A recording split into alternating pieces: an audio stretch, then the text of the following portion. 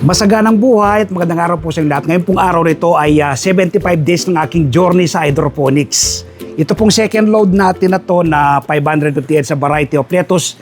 36 days from sowing. So ikalawang load na po ito, no? Yung una po nating na-load, tumimbang po silang nasa 650 grams. Pero sinagad ko po sa 56 days from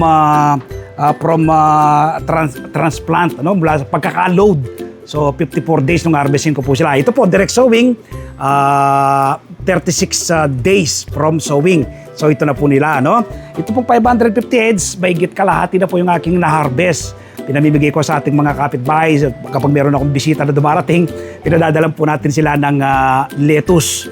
So, ngayon po ay kasarapan kasi nila pag ganito ang edad, 36 days. Naku, malutong po sila at napaka manamis-namis ang lasa. Ngayon po ay magsasample, timbang po tayo kung gaano na po kabigat in 36 days direct sowing nitong ating mga tanim na 550 heads of variety of lettuce courtesy of Sir Fernando Algoso ng Alpreas Hydroponics Garden. Siya pong aking mentor sa hydroponics.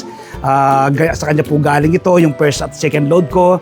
Tapos yung Nutri-Hydro na gamit natin, galing din po sa kanya. At yung ibang produkto na po ng Nutri-Hydro, galing na po kay Sir Chris at kay Ma'am Chari Tuazon. Like Bebas, Subamo, Biocalmag, no?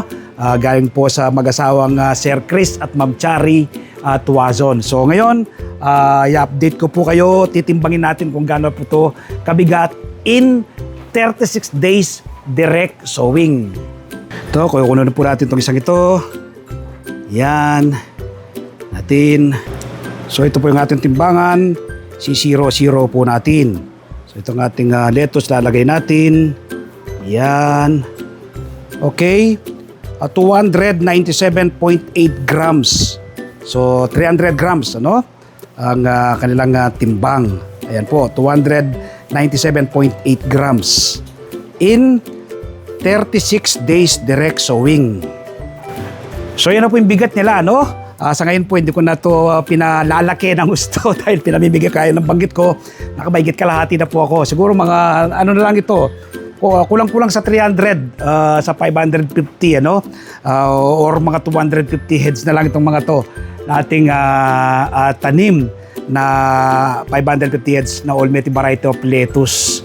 So ako po'y nagtatanim sa iba't ibang pamamaraan. Nakilala po tayo sa bote, sa sako, sa timba, sa paso, direct sa lupa. Ito, bago lang po ako sa aking journey sa hydroponics.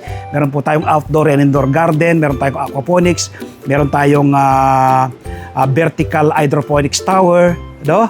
So, kumpleto po yung ating mode of farming. Ginagawa ko po ito para po mai-share sa inyo yung kahit kaunting kaalaman. Ako po'y patuloy pang nag-aaral into hydroponics, ano? Minsan nagkakamali rin po tayo, pero sa pagkakamali, doon po tayo natututo. So magtanim din po kayo ng inyong sariling pagkain. Happy farming po. Bye-bye. God bless.